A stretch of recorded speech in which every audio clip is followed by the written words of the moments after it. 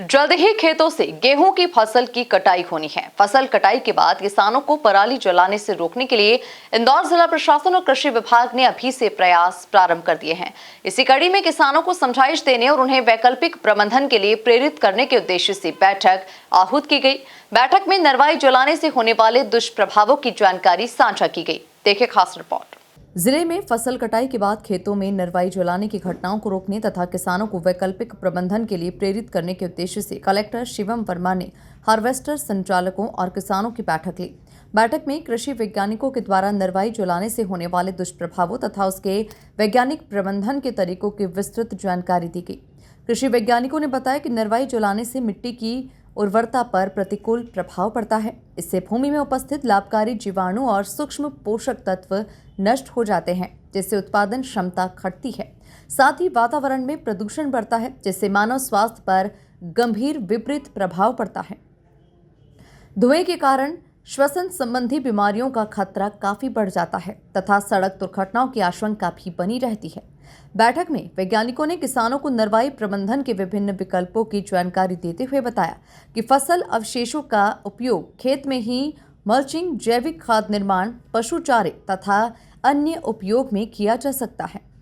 किसानों को बताया गया कि नरवाई को जलाने के बजाय खेत में मिलाने से मिट्टी की संरचना सुधरती है और उत्पादन लागत में भी कमी आती है।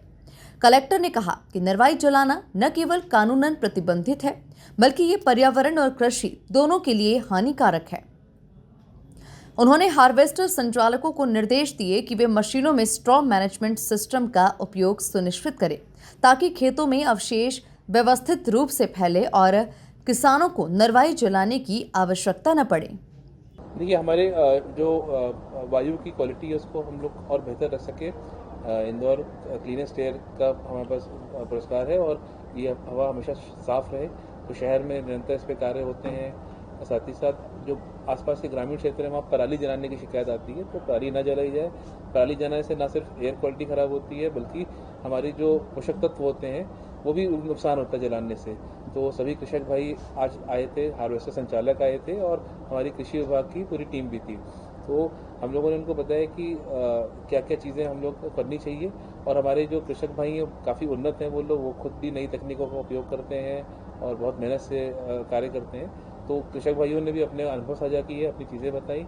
उन्होंने कुछ एमपीवी के विषय भी बताए, कुछ फॉरेस्ट विभाग से जुड़े विषय को भी बताया। तो उनकी समस्याओं का भी हम निराकरण करेंगे, लेकिन सभी लोग इस बात पे संकल्पित थे कि हमको पराली नहीं जलानी है और हमको किस प्रकार से ऐसा जो नई तकनीकों का उपयोग करके इसका एक समाधान करना है। तो इसके लिए सब तत्पर भी थे और आने वाले समय में हमारी ये पहली चर्चा थी। इसके बाद हम लोग फील्ड पर उतर के हमारी टीम बात भी करेगी।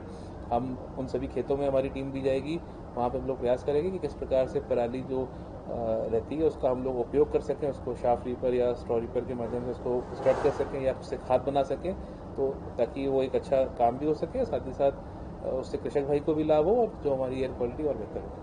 नहीं, बिल्कुल, देखिए वही बात हम लोग उनसे निरंतर कर रहे थे कि उनका खर्चा कैसे कम से कम हो। हमारे कस्टम हायरिंग सेंटर में से उन्होंने बताया कि पाटे की उपलब्धता नहीं है, तो हमने कस्टम हायरिंग में एनआरएलएम के माध्यम से किस प्रकार पाटे का अनुदान उपलब्ध करा सकते हैं। साथ ही साथ उनका और कैसे लाभ हम लोग कर सकें, उनका जो कृषि का इसका खर्चा कम से कम हो सके, तो वो करेंगे। लेकिन देखिए, स्वास्थ्य से बढ़कर कोई चीज़ नहीं है और अगर हवा की क्वालिटी ख़राब रहेगी तो निश्चित ही इससे स्वास्थ्य के लिए खतरा है। दूसरी बात है कि जो हमारी ज़मीन की भी जो उर्वरकता है, अगर हम उसको जलाते हैं तो वो भी कम होती है। तो इसको भी ध्यान में रखते हुए और हम लोग इसका एक ऐसा समाधान निकालेंगे जिससे हमारे कृषक भाई को भी लाभ हो और साथ ही साथ पराली जलाने की नौबत ना आए। प्रशासन के द्वारा पूरे जिले में जागरूकता कार्यक्रम के साथ प्रशिक्षण दिया जाएगा। बैठक में संबंधित विभागों के अधिकारी, कृषि वैज्ञानिक, हार्वेस्टर संचालक तथा किसान उपस्थित रहे। Bureau report, MP news, Indore.